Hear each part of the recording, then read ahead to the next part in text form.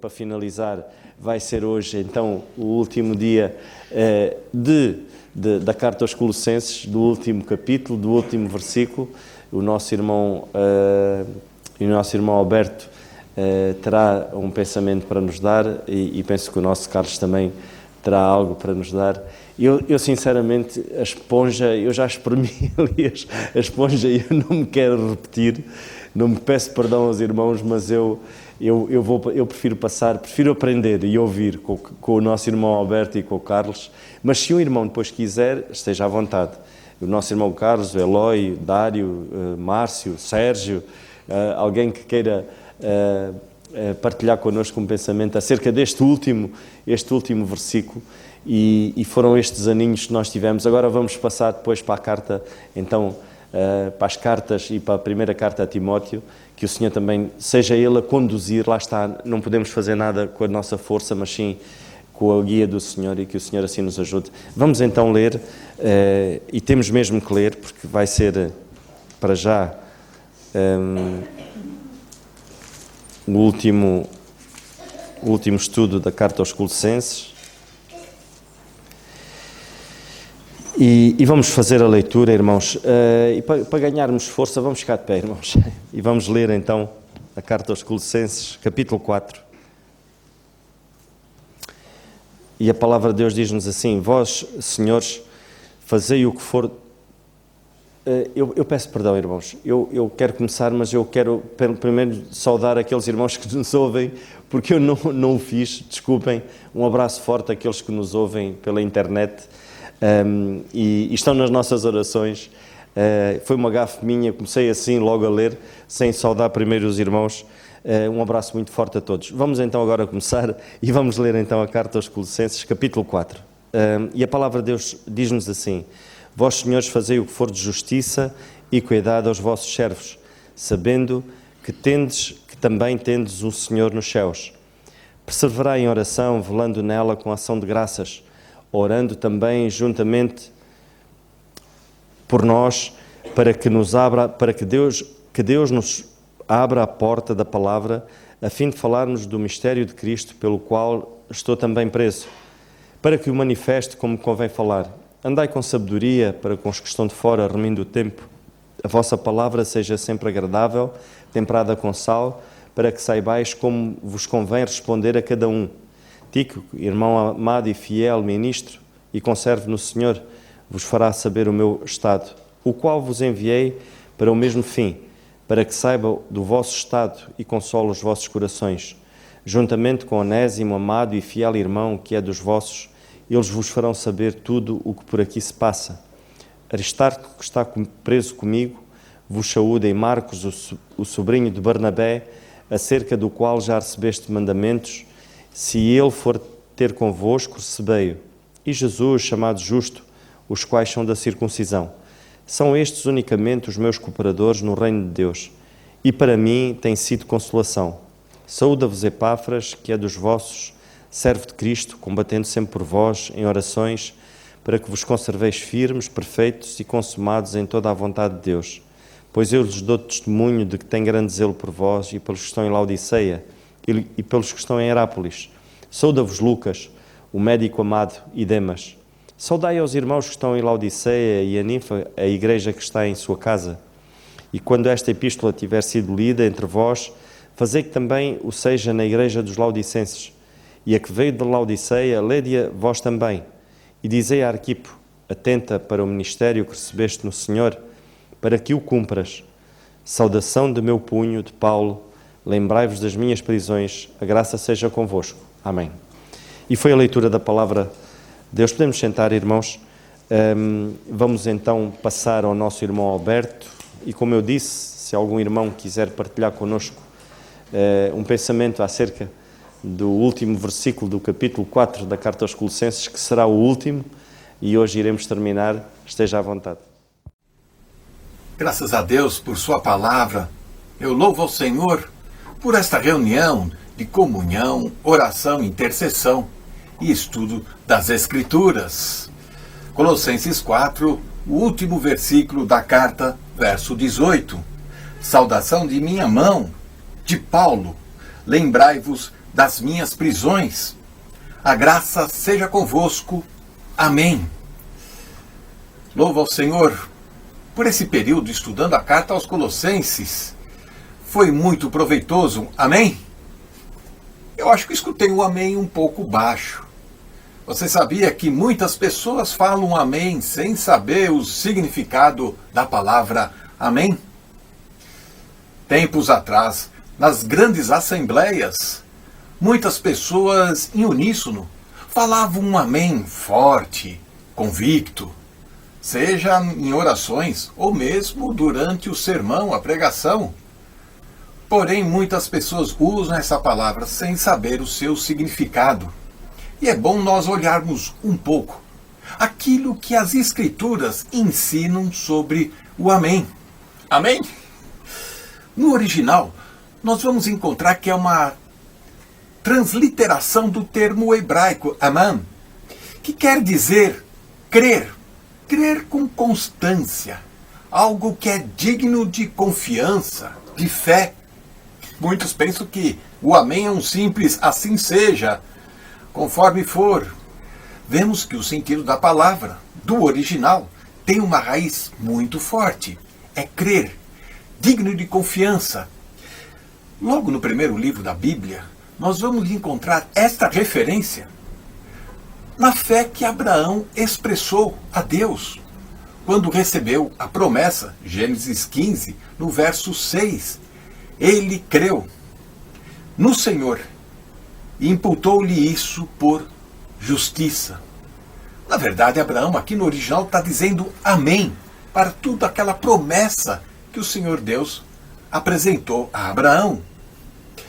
Amém, ele é basicamente um sentido de concordância, atestar a veracidade e mais ainda, tem um sentido daquilo que ser verdadeiro, verdadeiríssimo. Sou um pouco com um nome conhecido. 1 Reis, no capítulo 1, verso 36, ou mesmo Jeremias 28, verso 6, mostra que este amém é enfático, de concordância, de entendimento. Mas o amém não é só de concordância, de veracidade, ou de atestar algo, alguma coisa. O amém também, ele coloca responsabilidade sobre alguém que ouviu a tal mensagem. E esta responsabilidade tem consequências. E muitas pessoas no Antigo Testamento falavam amém, sabendo do perigo, sabendo da advertência que recebera. Números, capítulo 5, verso 22, fala de um amém, amém, a uma maldição. E também Jeremias, mais uma vez o profeta, capítulo 11, verso 5, na verdade as escrituras estão permeadas de amém. O Senhor Jesus, como ele usou o amém. É claro que nas nossas traduções o amém, ele sofre uma adaptação para dar um sentido um pouco mais próximo ao nosso contexto.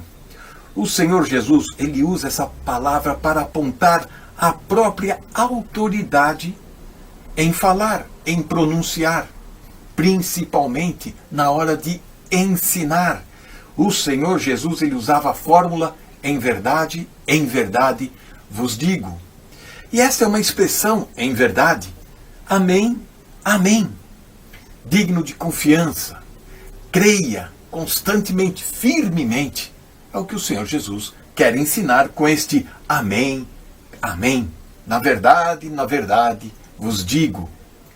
Mateus 5,18, Lucas 4, 24, João 6, 47. São algumas referências para estudarmos, para você conferir como o Senhor Jesus se apresentava.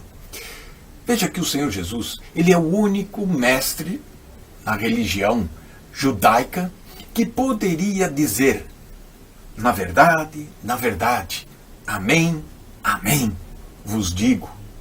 João 3, verso 3, em verdade vos digo, aquele que não nascer de novo não pode ver o reino de Deus. Amém, amém, no sentido de é digno de confiança, creia constante e firmemente. É isso que estou dizendo. Nenhum mestre da religião judaica, seja fariseu, saduceu, algum escriba, nenhum deles fazia ou começava um discurso, um ensino com amém e amém. Mal conseguiam terminar um amém final, muito tímido, mas terminavam. Em Isaías capítulo 65, verso 16, nós vamos encontrar a expressão Deus da verdade, que na tradução original do hebraico seria Deus é amém. Isso significa, esta expressão, que o Deus do amém, ele era o Deus que mostra fidelidade na sua palavra, fidelidade nas suas promessas, fidelidade de cumprimento de tudo aquilo que ele revelou aos profetas. Esta fórmula, esta expressão também aparece no Novo Testamento, principalmente no livro do Apocalipse. Capítulo 3, verso 14 de Apocalipse, um título para Jesus. Assim como Deus tinha um título para ele em Isaías 65, aqui também Jesus ganha este título. Diz o Amém, o testemunha fiel e verdadeiro, o princípio da criação de Deus. Apocalipse 19, 11, também fiel e verdadeiro. Ele é fiel, cumpridor das promessas. É a encarnação da própria verdade. É a expressão exata daquilo que é digno de confiança.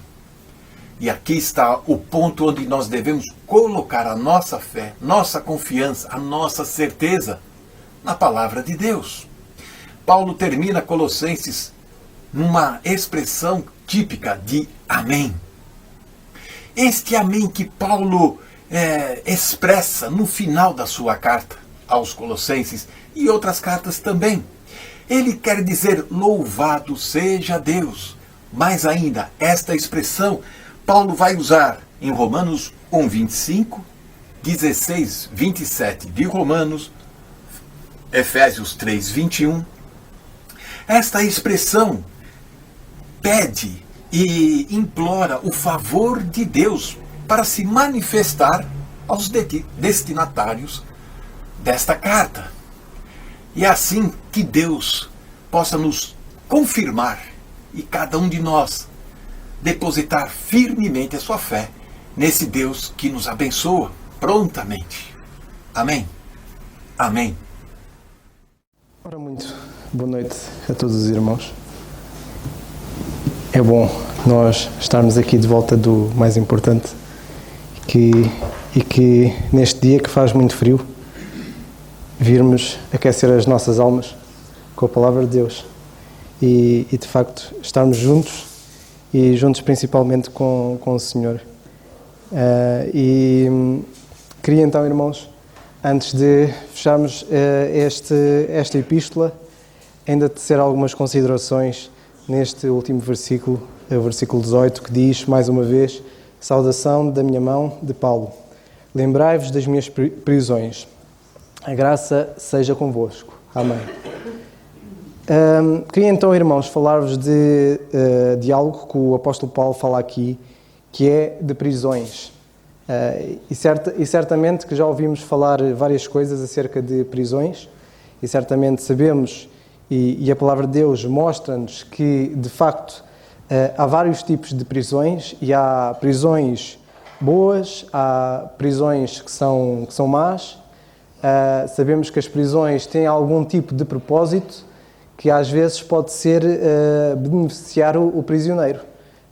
Lembramos, por exemplo, em caso de alguém que estiver para ser atacado por outra pessoa, ou um criminoso, ou o que for, normalmente essa pessoa é presa ou é guardada, ela é detida, tem os seus movimentos limitados, mas para seu próprio bem, com o propósito de que não seja de alguma forma abordada ou atacada por quem quer que seja. E às vezes é necessário que essa pessoa seja contida ou seja presa, seja limitada aos movimentos para a sua própria proteção.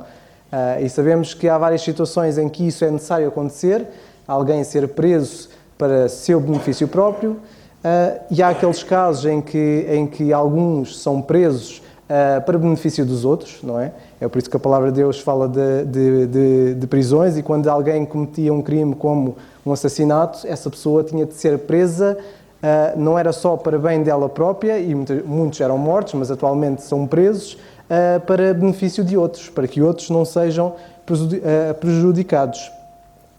E vemos então, irmãos, na palavra de Deus haverem vários tipos de prisões, e vemos até na palavra de Deus e entendemos que muitas vezes é possível nós sermos livres, estando presos, ou quer que seja, e isto é algo muito vasto, mas também é possível nós sermos prisioneiros em liberdade.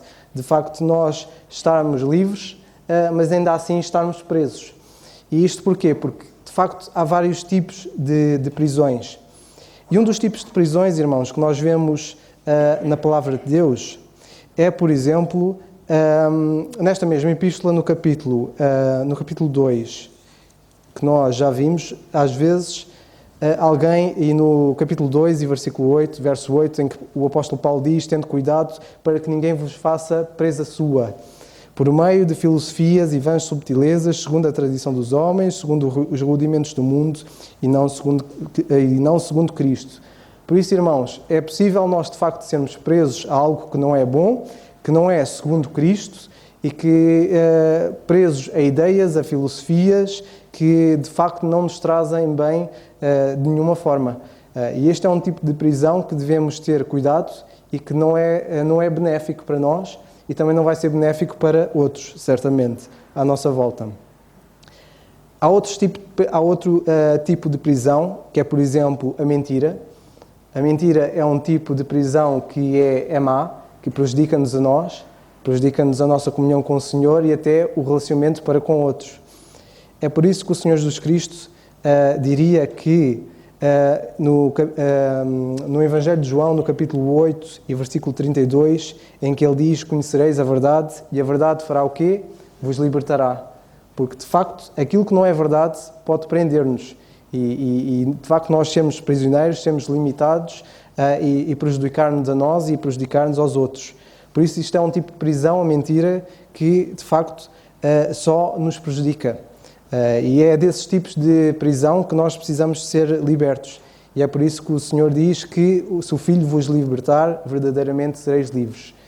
Por isso, irmãos, há prisões que são más e há prisões que, de facto, nós precisamos de ser libertados. Outro tipo de prisão que nós conhecemos perfeitamente, que é o pecado. E sabemos que o pecado é das maiores prisões e é onde toda a gente está presa hoje. Ao pecado, sabemos que muitos são escravos, além de prisioneiros, são escravos, porque uma característica de um escravo é que ele está preso ao seu senhor. Ele não pode fazer o que quer que seja sem a autorização do seu senhor. Ele está limitado acerca do que pode fazer e está limitado à vontade de outros. Por isso o pecado faz isso, é por isso que o Senhor Jesus Cristo falava, e nós vemos na palavra de Deus que de facto muitos são escravos do pecado. E é por isso que o Senhor veio para de facto nos libertar do pecado, como dizem em Romanos, na Epístola de Paulo aos Romanos, no capítulo 6 e versículo 18, libertados do pecado, fostes servos da justiça. E estes são alguns dos tipos de pecados, de prisões que de facto além de nos prenderem, são prejudiciais para nós e para outros.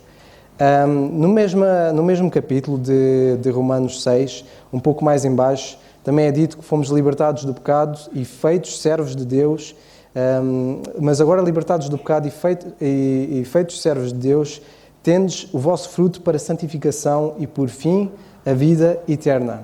Daí, de facto, ser muito importante nós sermos libertados do pecado, porque nós, presos ao pecado e sendo seus escravos, de facto não há benefício nenhum para nós. Limita-nos a estarmos dentro da vontade de Deus, prejudica-nos a nós nas nossas vidas, leva-nos à condenação eterna e prejudica a nossa relação com outros. Daí ser muito importante nós percebermos e fazermos outros perceberem o quão prisioneiros eles são do pecado e o quão mau é, de facto, nós sermos presos do pecado e sermos escravos do pecado. Daí, irmãos, ser muito importante nós considerarmos a palavra de Deus e o que ela diz acerca do pecado e o quão mau é. Há outro tipo de pecado que nós vemos e de prisão que nós vemos na Palavra de Deus, que o apóstolo Paulo, e vemos o Senhor a falar por meio dele, que é na segunda epístola de Paulo aos Coríntios, no capítulo 6 e no versículo 14, vemos um tipo de prisão que também não é benéfico para nós, em que é dito: não vos prendais a um jugo desigual com os infiéis, porque que sociedade tem a justiça com a injustiça e comunhão tem a luz com as trevas. E então nós vemos aqui que este tipo de prisão, que é o jugo desigual com os infiéis, que nós de facto ao sujeitarmos a isto de várias formas, e ao longo do tempo temos falado isto de várias maneiras, a nível de relacionamentos, seja amorosos para casamento ou até mesmo amizades, em que de facto nós somos prisioneiros porque ficamos limitados e somos influenciados até pelos outros, e de facto muitas vezes isso faz com que sejamos presos e limitados, não só de fazer a vontade de Deus, mas de facto a associar-nos a algo que Deus não quer. É por isso que ele pergunta: que sociedade tem a justiça com a injustiça e comunhão tem a luz com as trevas. Isto é um tipo de prisão que nós não devemos estar de facto limitados, e é algo que de facto o Senhor preocupa-se, daí ele dizer: não vos prendais a um jugo desigual com os infiéis. Pois sabemos que este jugo desigual, e é por isso que muitas vezes até quando é falado até em termos de evangelização, seja com colegas, seja com familiares, nós muitas vezes estarmos com eles e procurarmos ser uma influência para eles. Porque se nós não formos uma influência para eles, vai acontecer ao contrário. Eles vão ser uma influência para nós e nós vamos começar a limitar o nosso campo, não só de comportamento, mas também de ações, nas nossas palavras. Vamos estar mais contidos e vamos estar, de facto, a não ser aquilo de facto que o Senhor quer que nós sejamos. E de facto, daí ser importante nós procurarmos, muitas vezes, a não nos prendermos a um jugo desigual. Isto toca, por exemplo, em coisas como o tipo de trabalho, o nível de trabalho. Às vezes questionamos se certo emprego é bom ou não, e a questão que fica: será que esse tipo de emprego vai-me trazer benefício, vai-me trazer proveito para a Palavra de Deus? Será que eu vou estar, de facto, preso a isso, e isso vai impedir que eu seja útil na obra de Deus? E então há este tipo de prisões também que de facto nos impedem de fazer a vontade de Deus. Mas a prisão que Paulo passava, irmãos, é interessante, porque nós sabemos que quando ele era preso, o objetivo de eles prenderem o apóstolo Paulo era de facto limitar a expansão do Evangelho, limitar a capacidade do Evangelho chegar mais longe. E vemos que muitos, seja por inveja ou o que fosse, de facto, e há histórias, e vemos essas histórias em Filipos, em Éfeso, em Tessalónica, em que de facto o apóstolo Paulo foi preso, foi maltratado várias vezes, porque o objetivo era limitar a capacidade de expansão do Evangelho. Mas nós vemos que mesmo o apóstolo Paulo, estando preso, vemos que ele, a mostrar ser isto, que ele mesmo estando preso, ele era livre. Eles podiam tentar prendê-lo à vontade, mas ele mesmo assim tirava proveito disso, tirava proveito das suas prisões para ser uma influência para os outros. Não é por acaso que nós, quando lemos Atos, no capítulo 16, e que os irmãos que ouvem o pedido de luz, o irmão Carlos cita várias vezes, Atos 16:31, que diz: crê no Senhor Jesus e serás salvo. Nós vemos que Paulo tinha sido preso, que ele de facto estava aqui limitado porque queriam limitar a capacidade do Evangelho, mas nós vemos que Paulo, sendo prisioneiro, vemos no versículo 22, em que lemos: e a multidão se levantou unida contra eles, e os magistrados, rasgando-lhes as vestes, mandaram açoitá-los com varas. E, havendo-lhes dado muitos açoites, os lançaram na prisão, mandando ao carcereiro que os guardasse com segurança, o qual, tendo recebido ordem, os lançou no cárcere ou na prisão interior e lhes segurou os pés no tronco. Reparem que este tipo de prisão que Paulo passou foi das piores, porque eles procuraram metê-lo no buraco mais fundo, por assim dizer, e ainda por cima, além de eles terem levado os açoites, eles estavam presos pelos pés num tronco. Eles estavam na pior situação, na pior prisão que poderia ser, mas isto não limitou que eles fizessem o trabalho deles, não limitou, ainda que eles quisessem prender o Evangelho de alguma forma e achavam que ao prender Paulo faziam isso, ainda assim não conseguiram. Pois nós lemos no versículo 25 que perto da meia-noite, Paulo e Silas, eles oravam e cantavam hinos a Deus. E notem, os outros presos que lá estavam, eles escutavam, não tinham remédio, não havia alternativa. Eles podiam estar presos com eles, podiam não pregar o Evangelho naquela cidade, mas pregaram na prisão, certamente. E vemos que estes hinos que eles cantavam e as orações que eles faziam, os presos que estavam lá tinham de ouvir na mesma. E o cárcere, sem dúvida, que deve ter ouvido. E vemos que de repente sobreveio um tão grande terremoto que os alicerces da prisão se moveram e logo se abriram todas as portas e foram soltas as prisões de todos. E acordando o carcereiro e vendo abertas as portas da prisão, tirou a espada e quis matar-se, cuidando que os presos já tinham fugido. Mas Paulo clamou com grande voz, dizendo: não te faças nenhum mal, que todos nós aqui estamos. E pedindo luz, saltou dentro e todo trêmulo se prestou ante Paulo e Silas. E tirando-os para fora, disse: senhores, que é necessário que eu faça para ser salvo? E eles responderam: crê no Senhor Jesus Cristo e serás salvo, tu e a tua casa. E lhe pregavam a palavra do Senhor e a todos os que estavam em sua casa. E então nós vemos, irmãos, que por muito que tentassem prender o apóstolo Paulo, entre outros que estavam com ele, e nós em Colossenses vimos alguns que estavam presos com eles e que Paulo dizia que era consolação para ele, vemos que eles estando presos, eles eram livres na mesma, porque o Evangelho não estava preso, o Evangelho estava livre. Ele era falado de todas as formas possíveis, sempre que poderiam, de várias formas, sejam com hinos, sejam com orações, eles estavam a fazer o trabalho deles. E a função pela qual o Senhor os tinha feito prisioneiros. Porque Paulo, na Epístola aos Efésios, no capítulo 3 e versículo 1, ele diz: por esta causa, eu, Paulo, sou prisioneiro de Jesus Cristo por vós, os gentios. Se é que temos ouvido a dispensação da graça de Deus que para convosco me foi dada. E como foi este mistério manifestado pela revelação, como acima um pouco vos escrevi. Por isso, irmãos, nós vemos que, de facto, ele, por muito que tentassem prendê-lo, ele já estava preso. Ele estava preso ao Senhor. Ele era prisioneiro de Jesus Cristo. Ele estava limitado a fazer e não só tinha este ministério de falar da dispensação da graça de Deus, como ele era prisioneiro e a sua limitação era fazer a vontade de Deus nesse aspecto, que é de facto ensinar a graça de Deus, falar dela e falar o que o Senhor tem para nós.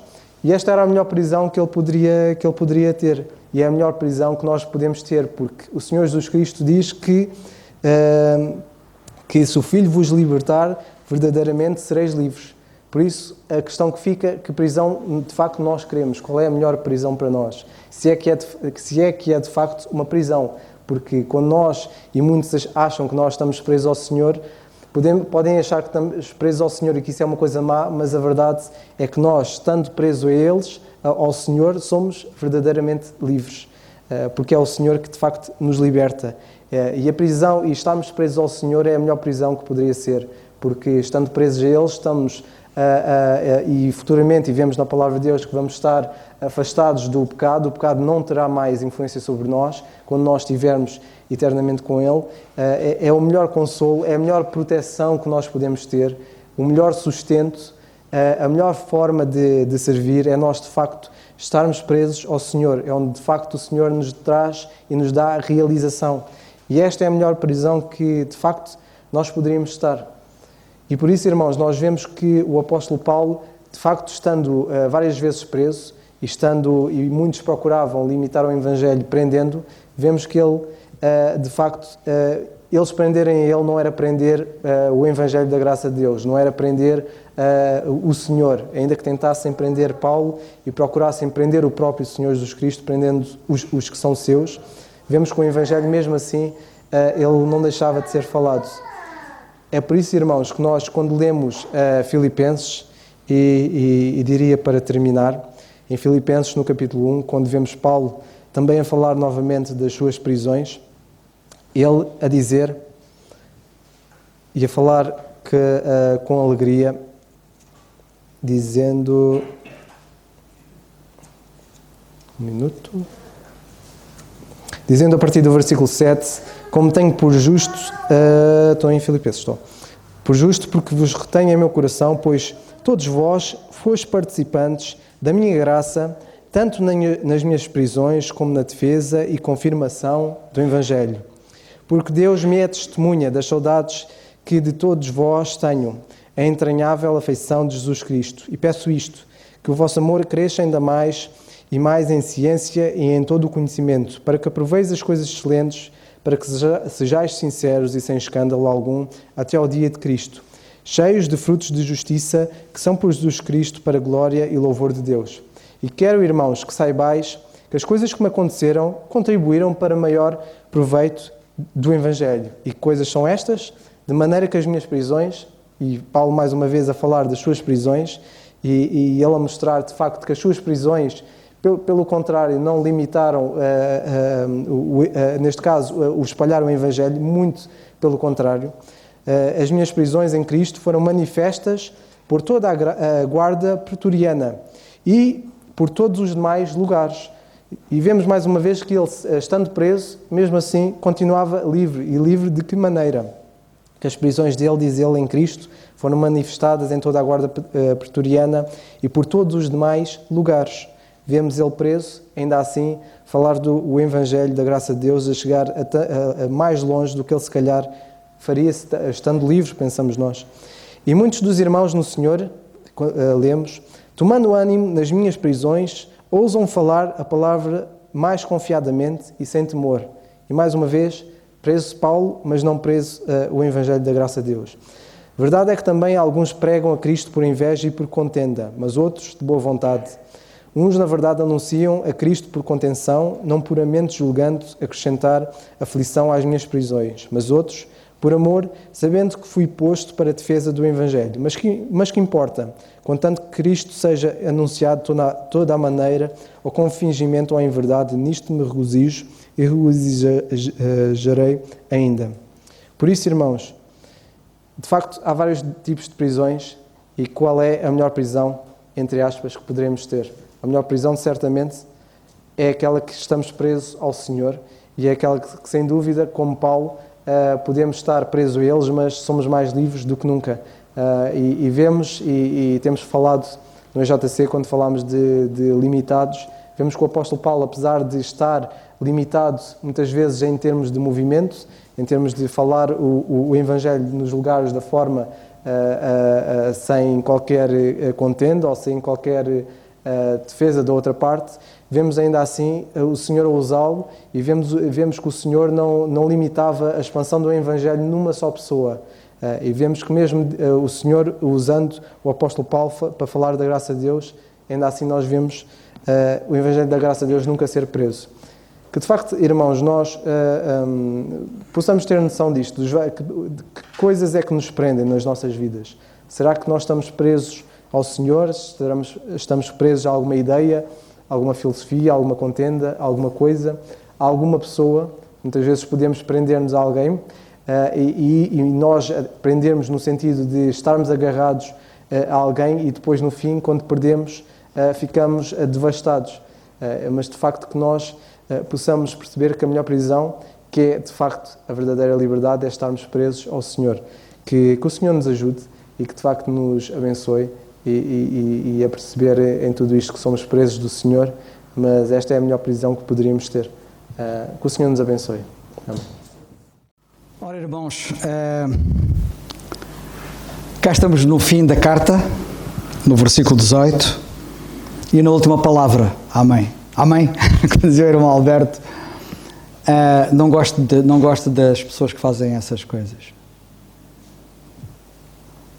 Virou clichê, virou rotina, virou ritual, e nós nunca devemos fazer da Bíblia, nem de nenhuma parte da Bíblia, nem de nenhum princípio bíblico, um ritual. Isto é muito importante. Há palavras que são universais. A palavra amém é uma delas. Em várias línguas.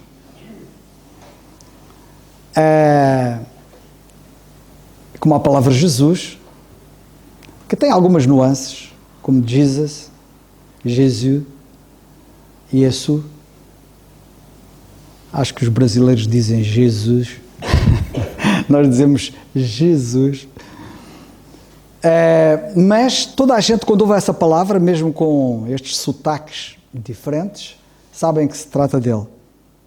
A palavra aleluia, uma outra palavra que também é semelhante, que também é universal, em várias línguas. Mas temos a palavra amém. E eu gostei muito da explanação que o nosso irmão Alberto fez, e foi muito boa. E eu gostava de, não vou repetir nada daquilo que ele disse, obviamente, mas gostava de dizer que partilho com ele da preocupação de muitos que não sabem qual é o significado da palavra. E ele explicou muito bem o significado da palavra amém, e às vezes a ignorância acerca do significado desta palavra é gritante. E quando eu digo que é gritante, é mesmo às vezes estridente aos meus ouvidos.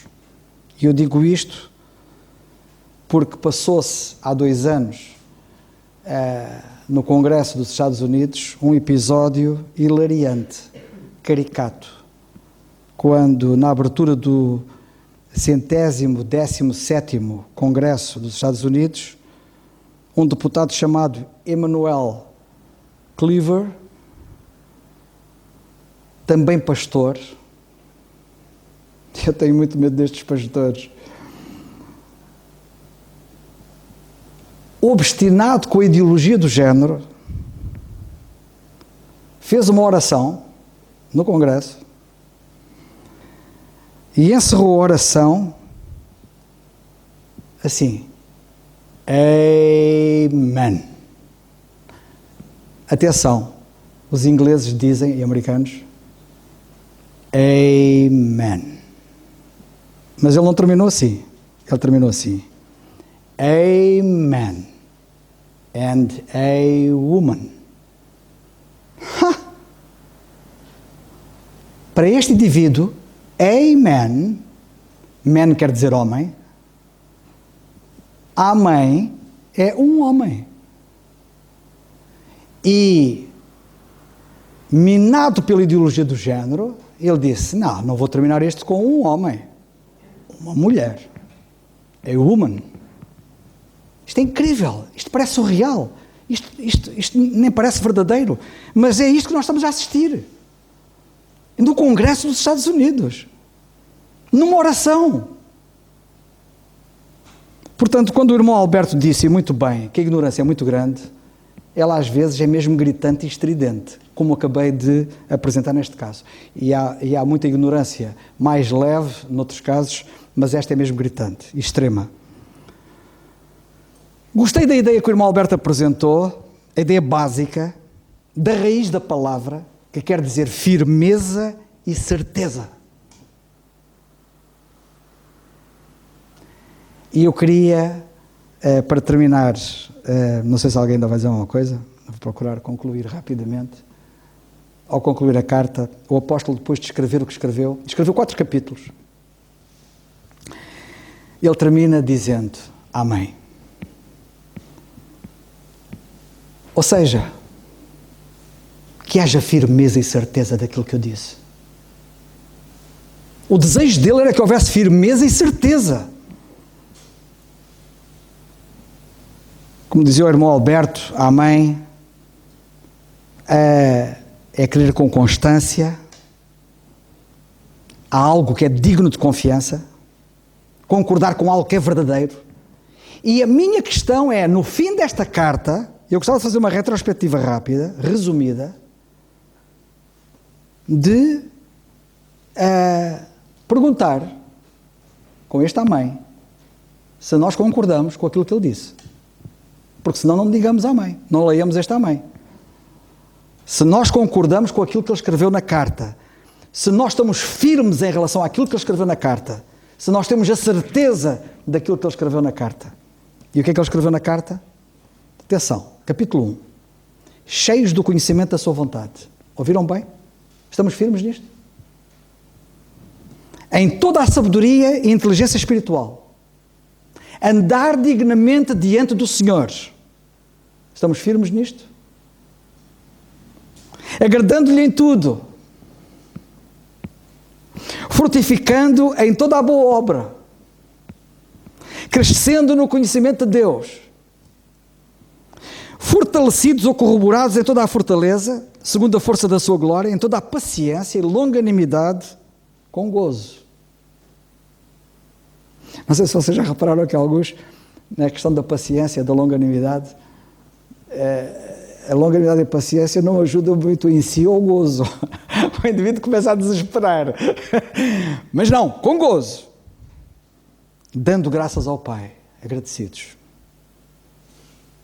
Temos o perdão dos pecados, diz ele. Estamos firmes nisto? Certos disto? Ele diz amém. Ele diz no capítulo 1 ainda que Cristo é o Criador. Tudo foi criado por Ele e para Ele. Ou seja, Ele está a dizer que Cristo é Deus. E no versículo 9 do capítulo 2 ele diz que nele, em Cristo, habita corporalmente toda a plenitude da divindade. Ele não era um Deus pequeno, como diz o filme, um Deus menor.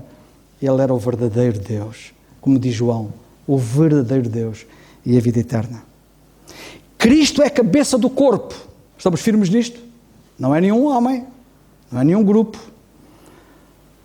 Dispensação da graça de Deus dada a Paulo. Estamos firmes nisto? Estamos certos disto? Colossenses 1:25. Que esta dispensação se chama a dispensação do mistério, que era um segredo oculto até ser revelado a ele. Estamos firmes nisto? Quanta ignorância há acerca disto, infelizmente. No capítulo 2 e versículo 2 ele diz que o mistério é Cristo. Estamos firmes nisto? Já falamos sobre isso. O mistério, o segredo é Cristo. E quando ele diz é Cristo, não é a pessoa de Cristo que é o mistério. É a pessoa de Cristo e o corpo que fazem um novo homem, que é o Cristo de Deus.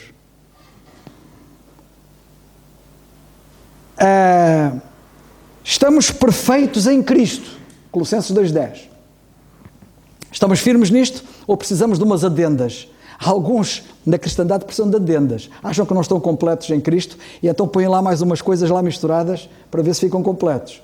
Alguns até se molham. E vocês percebem o que eu quero dizer. Porque acham que secos não estão completos. E então é muito importante sabermos que estamos completos em Cristo e temos que estar firmes nisto. E Paulo era muito claro acerca disto. Podemos comer tudo. Colossenses 2:16. Sem jejuns. Não há jejuns. E podemos comer tudo. Não há nada que estejamos proibidos de comer. Estamos firmes nisto?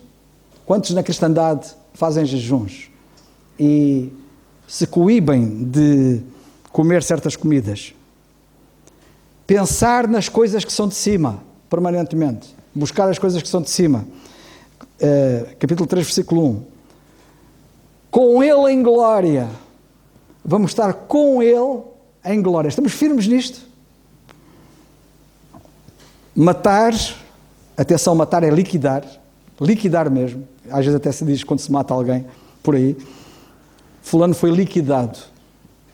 Liquidar a prostituição, a impureza, o apetite desordenado, a vil concupiscência, a avareza. Estamos firmes nisto? Estamos certos disto? Liquidar a ira, a cólera, a malícia, a maledicência, palavras torpes da boca, não mentir. Temos que estar firmes nisto. Revestirmos de entranhas de misericórdia, de benignidade, de humildade, de mansidão, de longanimidade. Ele diz no capítulo 3, versículo 12. Estamos firmes nisto e certos disto. Suportarmos-nos uns aos outros. Suportarmos os outros. E perdoar aos outros. Capítulo 3, versículo 13. Estamos firmes nisto. Sermos caracterizados pelo amor. Versículo 14. Cheios da palavra. Versículo 16. Que a palavra de Cristo habita abundantemente em vós. Mulheres sujeitas aos seus maridos. Maridos amorosos. Filhos obedientes. Estamos firmes nisto? Versículos 18 a 20. Trabalhadores, os que trabalham, servirem não para agradar aos seus patrões ou chefes, mas para agradarem ao Senhor, versículo 22. Estamos firmes nisto? Ou a gente vai trabalhar e nem sabe para que é que está a trabalhar, ou para quem está a trabalhar, que ainda é mais grave. Patrões, serem exemplares, justos, corretos. Capítulo 4, versículo 1. Versículo 2 do capítulo 4, estamos no último capítulo. Permanecermos em oração. Orar tendo em vista o evangelismo e o conhecimento do mistério, versículo 3. E nas nossas orações, e nós precisamos de aprender muito a orar também, as orações devem visar evangelismo, salvação de almas e a divulgação da verdade do mistério. Capítulo 4, versículo 3. Darmos bom testemunho aos descrentes. Versículo 5. Sermos um exemplo, não sermos um tropeço. Sermos firmes, perfeitos e consumados em toda a vontade de Deus. Isto é impressionante. Vejam bem o que é que ele escreve nesta carta. Zelosos, versículo 13. Cumprirmos o nosso ministério, versículo 17. Amém. Firmes e certos destas verdades. Que Deus nos ajude até à glória. E pode ser que seja daqui a um bocado. Amém? Amém. Que o Senhor nos abençoe. Nando, esteja a palavra. E chegamos ao fim, irmãos, do culto e também deste capítulo da carta aos Colossenses. E para a semana vamos dar início então à primeira carta a Timóteo, que o Senhor assim nos ajude e que seja Ele a dirigir todas as coisas. Vamos ficar de pé, irmãos, e vamos terminar com a oração. Senhor, nosso bendito e amado Pai, nós graças te damos, Senhor, porque de facto é através da Tua palavra que nós podemos crescer, Senhor. Não há outro método. Não conseguimos crescer, Senhor, espiritualmente, a não ser por este meio maravilhoso, Senhor, que é a Tua palavra. E nós te agradecemos por aquilo que Tu nos ensinaste nesta carta, Senhor, e tanto mais ficou por dizer, Senhor, pois é um tesouro maravilhoso, Senhor, e quanto mais aprofundamos, Senhor, mais descobrimos. E obrigado, Senhor, te damos graças mais uma vez porque Tu nos deixaste este ensinamento maravilhoso, este tesouro enorme, Senhor, a Tua palavra.